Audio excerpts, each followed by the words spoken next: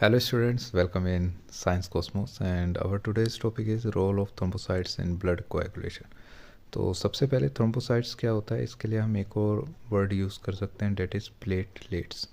Okay, तो platelets क्या है, वो डोमेस्टिक नेम है जो थ्रोम्बोसाइट्स के लिए हम यूज़ कर सकते हैं.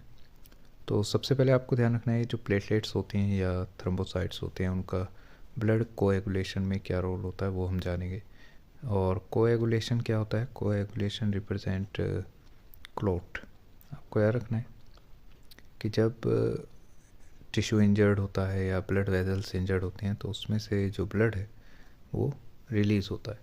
तो उस excess loss of blood, you know very well कि जब बॉडी से ब्लड लॉस होगा तो वो हमारी बॉडी के लिए कितना ज़्यादा हार्मफुल होगा. तो उसी को रोकने का काम होता है किसका, थ्रोम्बोसाइट्स का. अब ये थ्रोम्बोसाइट्स कैसे उसमें रोल पार्टिसिपेट करते हैं वो हम जानेंगे.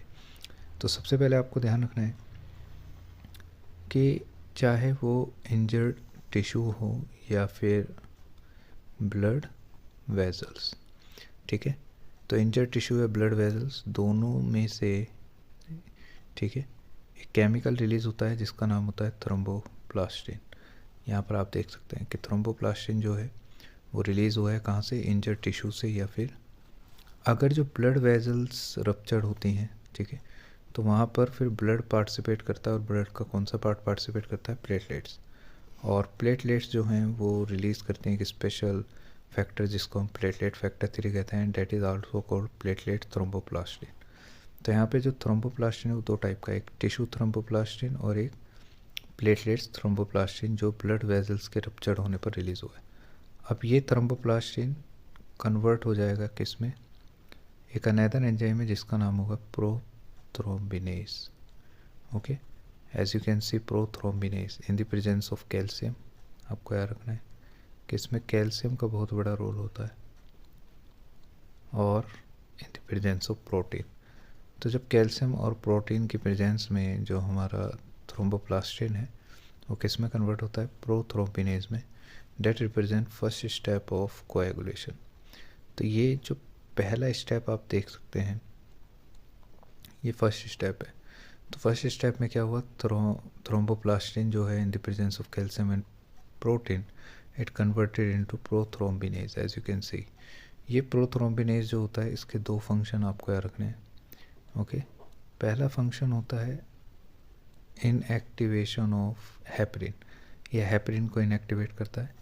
और इसका जो सेकंड फंक्शन है, ओके, सेकंड फंक्शन होता है ये एक रिएक्शन को कैटेलाइज करता है जो स्टेप 2 के लिए बहुत इंपॉर्टेंट रिएक्शन है. तो इसमें आप देख सकते हैं जो प्रोथ्रोम्बिन है उसको इन द प्रेजेंस ऑफ प्रोथ्रोम्बिनेज, ये जो एंजाइम बनाता है इसके प्रेजेंस में किस में कन्वर्ट कर दिया जाता है, थ्रोम्बिन में. और इसमें भी कैल्शियम का बहुत इंपॉर्टेंट रोल होता है. तो कैल्शियम जब इन the presence of calcium prothrombinase convert prothrombin into thrombin, और ये प्रोडक्ट होता है सेकंड स्टेप का. तो सेकंड स्टेप यहाँ पर कंप्लीट हो जाता है.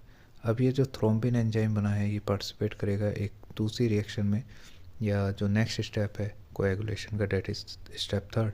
इसमें फिब्रिनोजन जो प्रोटीन होता है that is present in plasma. आपको याद रखना है कि प्लाज्मा में प्रेजेंट होता है. तो प्लाज्मा में जो फिब्रिनोजन है उसको फिब्रिन में बदलने का काम होता है थ्रोम्बिन का. और ये प्रोसेस भी किसकी प्रेजेंस में होता है, in the presence of calcium 2+.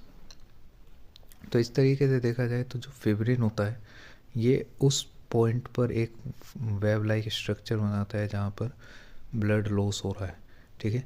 तो उस ब्लड लॉस के दौरान जो फिब्रिन है वो ब्लड सेल्स के साथ कंबाइन होकर एक स्पेशल स्ट्रक्चर डेवलप करता है डेट इज़ कॉल्ड क्लोट. आप मोबाइल स्क्रीन पे देख सकते हैं कि क्लोट कैसा दिखता है. तो ये जो क्लोट हुआ है इसी प्रोसेस को हम ब्लड कोएगुलेशन कहते हैं. तो formation of clot takes place through blood coagulation. उसमें सबसे इंपॉर्टेंट रोल प्ले जो करता है वो कौन करता है, थ्रोम्बोसाइट्स करते हैं. तो थ्रोम्बोसाइट्स हों या फिर इंजर्ड टिश्यू हो, दोनों में जो कॉमन केमिकल रिलीज़ होगा वो होगा थ्रोम्बोप्लास्टिन. और थ्रोम्बोप्लास्टिन एक स्पेशल केमिकल होता है जो इन द प्रेजेंस ऑफ कैल्शियम और प्रोटीन की प्रेजेंस में इसको कन्वर्ट कर दिया जाता है एक स्पेशल एंजाइम में जिसका नाम होता है प्रोथ्रोम्बिनेज. और इसके दो फंक्शन मैंने आपको बताया. पहला फंक्शन क्या होता है, इनएक्टिवेट हेपरिन. हेपरिन क्या है इसके बारे में मैं डिटेल में आपको नेक्स्ट वीडियो में बताऊंगा कि हेपरिन एक नेचुरल एंटीकोएगुलेंट होता है जो ब्लड को जमने से रोकता है हमारी बॉडी के अंदर, ठीक है। तो जो ब्लड लिक्विड फॉर्म में है वो इसी की वजह से है, हेपरिन की वजह से, ठीक है।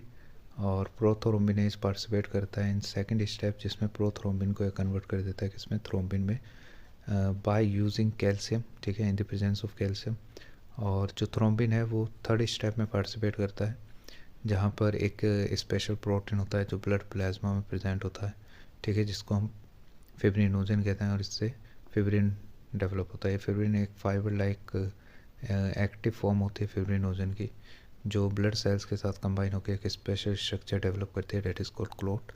और इसी प्रोसेस को हम ब्लड कोएगुलेशन कहते हैं। So I hope you will understand about how does thrombocytes या injured tissue involve in the formation of blood coagulation. If you are new on my YouTube channel, don't forget to subscribe, like and share. Thanks for watching.